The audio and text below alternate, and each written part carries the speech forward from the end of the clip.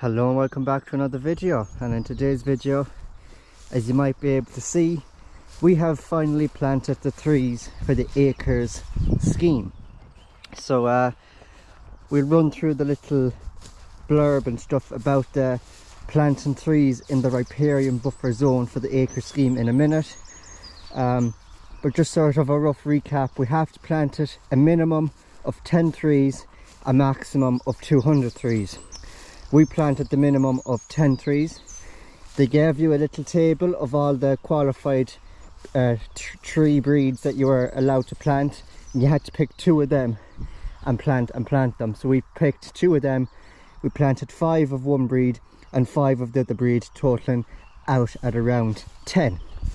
So first of all, we tried a lot of different places and no one had the trees that we were looking for the acre scheme. So the first thing is we found it very hard to actually get the trees in the first place, but eventually we found this book up in Portlaoise, I think it was, and I think he gave us 12 of each trees. We, instead of getting 5 of each trees, we got 12 of each trees, so we got a total of 24 trees. Now, as you can see here, you see one line of 5 and another line of 5, totaling 10 trees there. That's what we're putting forward now to our acre scheme. So if an inspector comes around, that's what he's looking for. We've done 3 here. These are only sort of backup ones. If any of them, if one of them sort of fails or dies or whatever, or something happens to them, we have a backup. So we have sort of bundles there. Whether or not you can see, there's about, I think that might have 1 tree. There's 2 of these bundles that we just planted a group of them, maybe 6 or something, and then there's one just with 1 tree in it. This one isn't really. Okay, this one here has 1 tree in it. I think it was the strongest tree out of the bundle. So there's about 6 in that bundle, 6 in that bundle, and then up here there's only 1 tree in each sort of shelter. So obviously this is one breed, that one over there is another breed of tree, and as I mentioned, one line is one breed, the other line is the other breed. So we'll now go on to the acres section for planting trees and get the more the more proper reasoning behind all this. So the requirements for planting trees in a riparian buffer zone. 1 is select a riparian buffer zone where tree planting will benefit water quality. For trees to be eligible for payment, the riparian buffer zone must meet all eligibility requirements as set out in the specifications. So our Teagasc advisor recommended this little section here. It's out of the way. There's not really, there's one drain just there, but I don't know. There's one drain going up that way, and then just up there going that way is another small little drain, which we also have to fence off, because out in that field out above up there is where cattle will be grazing, and we cannot let any cattle in here. This has to be left alone to nature. The only thing that we can do is sort of strum around or cut around around the trees to keep the grass down and all that sort of stuff to help the trees grow. So as you can see there, a little drain there. It's not too bad, but it could do with some minor cleaning out. But again, with the acre scheme, there's not much you can do with drains, adjusting them wise, because you're upsetting water quality or something like that. Not 100% sure, but it's also on the little blurb thing. Anyways, 2 is select the riparian buffer zones for planting trees by drawing 1 point on the zone, then enter the number of trees that will be planted on the chosen zone in the quantity box provided. So when the father was filling out the form in the Teagasc Centre with his Teagasc advisor, he showed him the map, the aerial photography map, and we picked this field and he planted and he wrote down in the box how many trees he wanted to plant it, and obviously he chose the bare minimum of 10 trees in total. But again, as I mentioned, we got a little bit extra, we got a bit of a surplus. So 3, the minimum number of trees to be delivered is 10, and the maximum number that can be delivered is 200. I mentioned that at the start of the video, and we obviously chose to do 10, the minimum. The reasoning behind that is that once the acre scheme is a duration of 5 years. Once that 5 years is up, we're going to be digging these up, these trees up. They're not going to be all that big or anything, and we'll be planting them elsewhere, along ditches and anywhere else. Maybe along the verge of this field, I don't know. But after the 5 years duration course of the acres is finished, we will be digging these up and planting them elsewhere. Number 4. Planting of trees must be completed by the 31st of March 2025.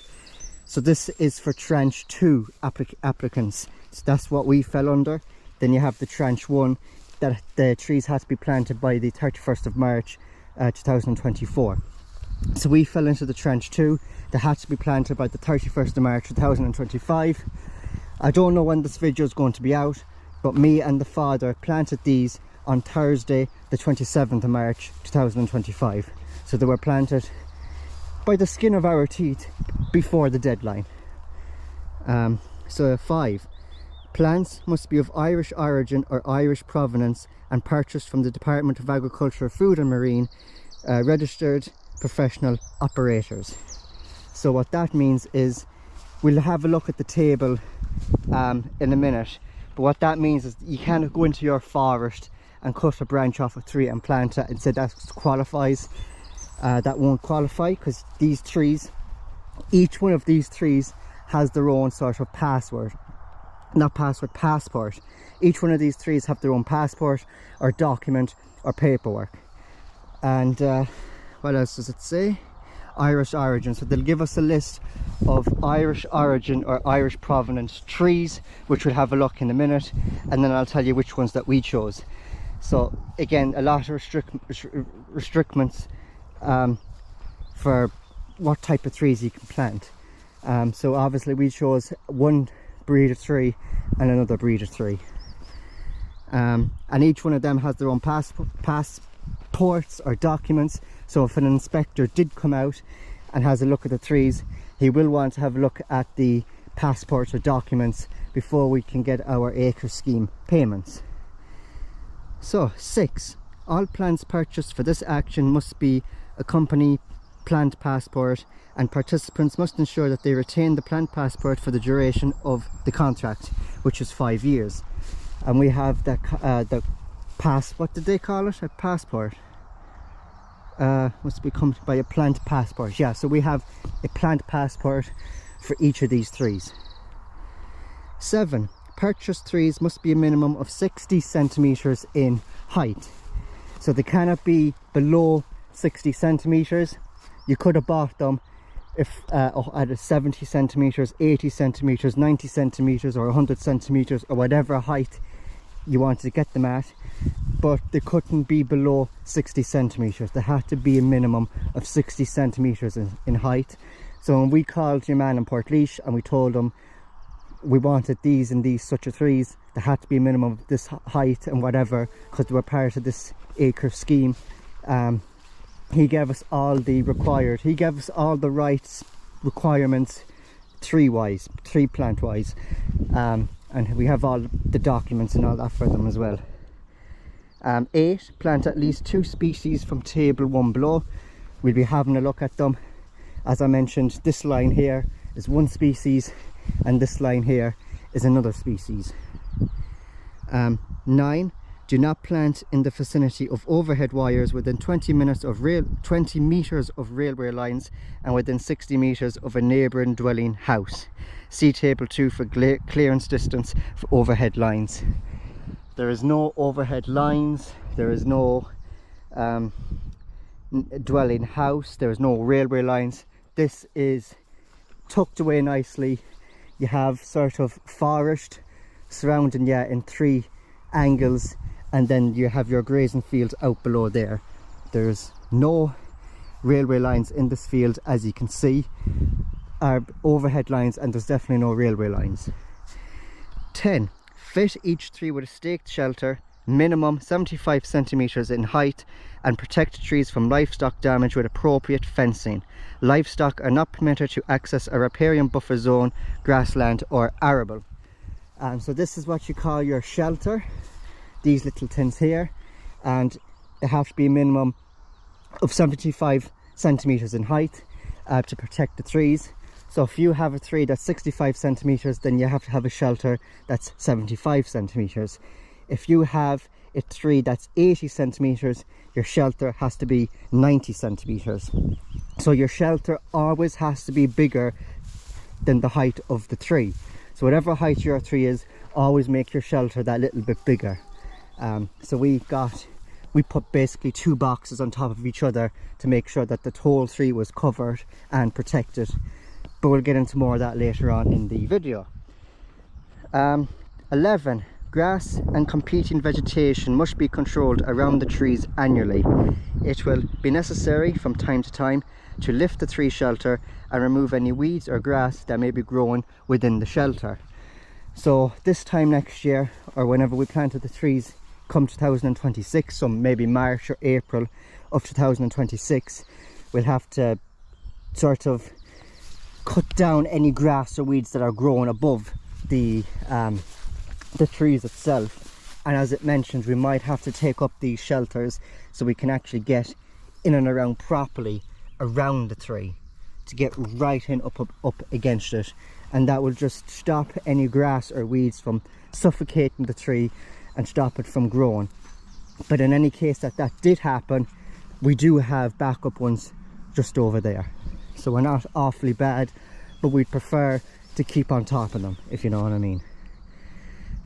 12. Failed or dead trees must be replaced during the next dormant season. We have our backup trees over there, as I mentioned, so if any of these did fail, we'd have to plant one, or whatever, how many amount of trees that failed here, we'd have to take them out of those trees over there and plant them in the next dormant season. So I guess within a time frame, you cannot plant them past the 31st of March. So I assume it's sometime in between whatever month and the end of March. 13. There must not be more than 200 trees planted per hectare. For example, in a 0.1 hectares, the maximum trees to be planted is 20. The minimum space in between trees is 2 meters. So take of that what you will. A lot of restrictions there, but again, I don't know what size this field is exactly. I saw in our little aerial photograph then, but again, we just went for the bare minimum. We just didn't really want to, because if the more trees we planted, the more trees we'd have to dig up again and move elsewhere, because we do not want to leave these trees here. Once the acre scheme is finished and we're finished with the acre scheme, this field will be back in our own hands and our own control, and we can do whatever we want for it. But at this very moment in time, for the next 5 years, it is in the acre scheme, so we've no sort of input or control of what we can do with this field. So if we have a look at diagram 1, planting trees in a riparian zone should comprise of single trees or small groups of suitable native riparian species of trees and shrubs, strategically planted and maintained for bank stabilization, dappled shading, and as a food source for aquatic life. Planting small clusters of trees to achieve 20% cover is recommended. Trees can be planted in groups of 5 to 10 trees, with 2.5 meter space in between trees and 10 meter space in between groups. So well, I don't know, what would you call a cluster group, like what we planted here as a group, but yeah, we done the, what was it, 2.5 meter spacing. So between this tree and this tree, 2.5 meters. Between this tree and this tree, 2.5 meters. Same on this side. Between this tree and that tree, 2.5 meters, going all the way up there. But when it comes to this, between this line of trees, which is one species, and this line of trees, which is another species, we have the 10 meters gap. So this is our group of one trees, and this is our group of other trees. The next thing is the table one, the native species. So these are the trees that were eligible that you had to plant within the acre scheme. So you have alder, silver birch, downy birch, pedunculate oak, goat willow, grey willow and bay willow. So what we chose was alder and silver birch because they grow in bog. And this is basically what this is, bog. So the alder and silver birch will grow anywhere. And this now, as you can see, it's not really the best of the grass, as you can see. It could probably do with a bit of ploughing and maybe reseeding, but the type of soil that's underneath here is probably like peat soil, peaty soil. It's not like brown clay soil, it's more bog than anything else. So the reason that we chose alder and silver birch is because they'll grow anywhere. And once the 5 years is up and we dig them up and we plant them somewhere else, doesn't matter where we plant them, they're guaranteed to grow. And if you look all around us here as well, the forest, a lot of the trees that's within this forest is within bog, and the type of trees that they are is birch. So that's one reason why we chose birch, was because the surrounding forest around this riparian buffer zone is birch. And again, we had to pick two species, so we picked alder. So this line, I can't remember what it is, but this line is either alder or silver birch, and then this line is the other species. I can't remember which one is which, but we did plant them in lines of what species they are. And again, above here, the bulk groups that we planted, one bulk is alder and the other one is silver birch, but again, I don't know which one is which. So yeah, we'll have a look at the shelters and how we made the shelters, and also demonstrate as well how we planted them. Basically, the father, I'll show you as well, but the father was on the spade. He dug a little groove in the ground. I stuck the tree into the ground, and then we just sort of gently molded the clay around the tree to put it in place. So now the trees and their shelters. So you can see, hopefully, there is a tree in there. Mind you, it's one of the smallest ones, but you can see just about that there's a tree in there. And we'll just pick another random one, and there's a somewhat tree in there. I think it's a very small one. Yeah, some of them were sort of fairly small and sort of like weak, thin and stuff. Other ones were that little bit stronger. But what we did, we dug the groove, put the tree into it, molded with our foot. We then got one of these boxes. Then we put there's a stake that you put down in one of them square grooves, as you can see here. There's a lot of them in it. They have basically two reasons: to let sunlight in onto the tree, and to also put a stake in to secure the box in place.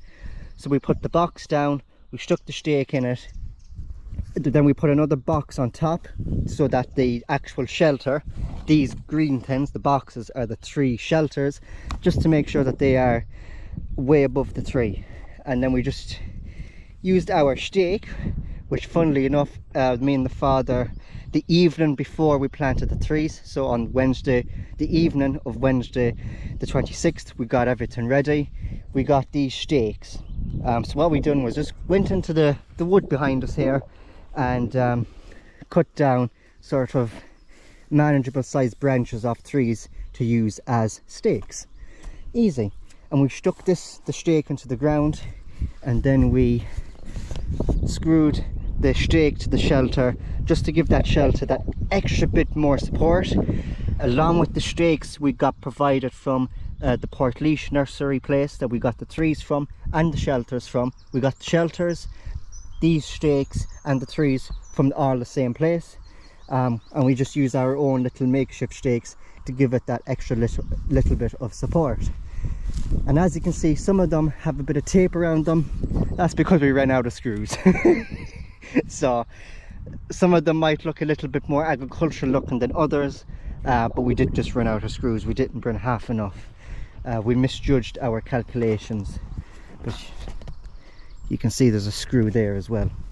Anyways, I have the spade over here, and I'll just show you roughly how we dug the little hole or the slit in the ground to plant the tree into it.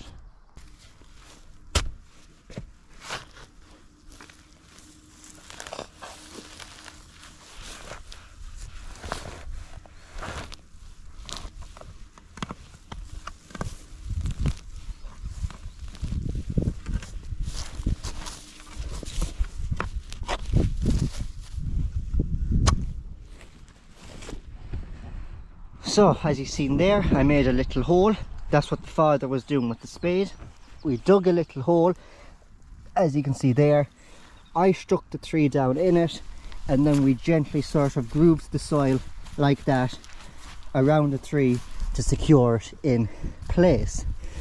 Now the first tree that I done, I was supposed to be on the spade digging the holes, and the father was supposed to be putting them in the hole, but he thought he knew best and all that sort of stuff, so I let him take over on the spade duties and let him dig at the hole.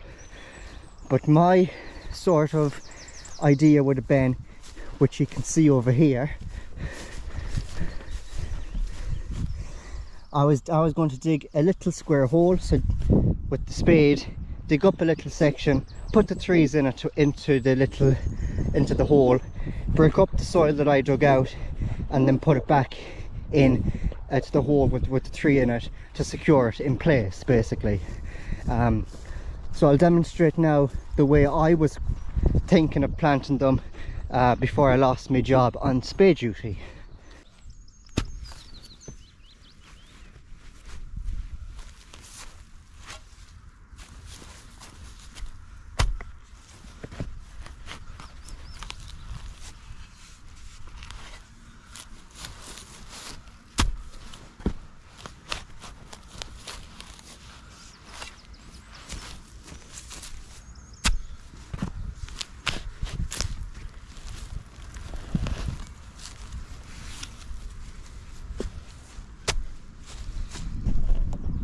So as you can see the difference between mine solution, mine was to dig a little hole like that, plant the tree into it, break up the soil, this bit here with the spade,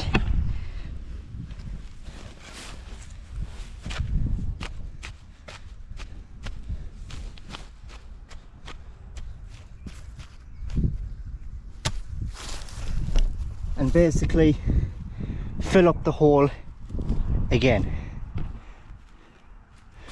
with the soil that we broke up. The reason I couldn't put the full square back in was because the tree would have been in the middle of the hole, and then obviously smooth it around with your foot. So you can see the difference between my way of digging a little hole with the spade, putting the tree into it, breaking up the square bit of soil that I dug up, and then putting it back into the hole to fill it up, between the father's way of just digging a little slit by putting the spade down and wiggling it from back to forward or right to left, making a little slit that way, and maybe digging up a small bit of the soil, putting the tree into it, and then filling it back up. I don't know what was the better way, or what was the right way. There might be a right way of planting trees, I don't know. The only thing that I will say is the father's way, the trees weren't really going in all that straight. There was a couple of trees that kept going in sort of sideways, or they were always leaning, probably because the hole wasn't all that straight and stuff. It was just like a V. He was making a V, I was making a nice square. But any people out there that have actually planted trees for acres, or just plant trees in general, please tell me your way of planting them. But yeah, that's basically it. We have our trees planted and our shelters up, so that is it, and that is going to be it for today's video. So yeah, we'll just wait now for our delayed acres payment. But anyways, that is going to be the end of today's video. Thank you very much for watching. Don't forget to like and subscribe. Check out my merch, the links to that will be down in the description, and I'll see you in my next video very soon. Take care.